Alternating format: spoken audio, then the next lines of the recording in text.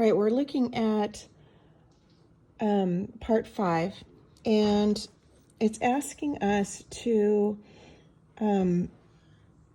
work each problem that can be worked the way it is written, So if you remember, when working with fractions, in order to add or subtract a fraction, the denominators need to be the same.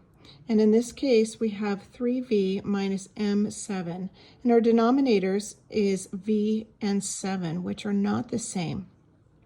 So without trying to find a common denominator, which we don't know what v is, this problem cannot be worked. So we're just going to cross that one out. It cannot be worked as it is written.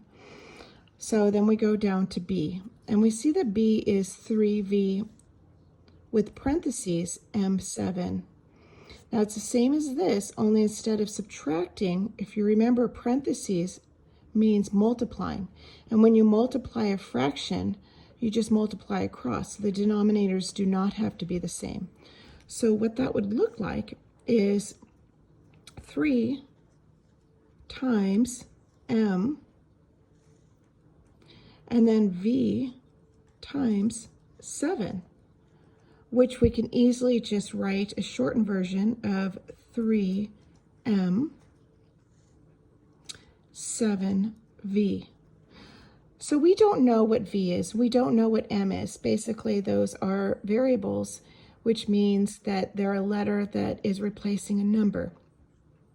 So whatever m is, we know that it's going to be multiplied by 3. Whatever v is, we know that it's going to be multiplied by 7. And that's what that means. If you have a number and a variable right next to each other, it means that they're being multiplied together. So again, we've got 3v times m7, and it's simplified down to 3m over 7v. Now we can look at number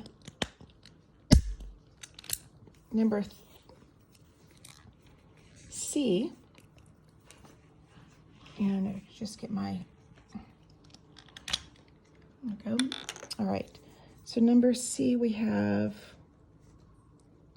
9 over 11.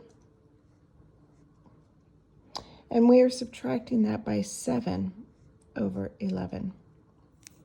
Now what's different, of course, about this one versus this top one, A, is that I'm looking at my denominators, and I see that my denominators are the same.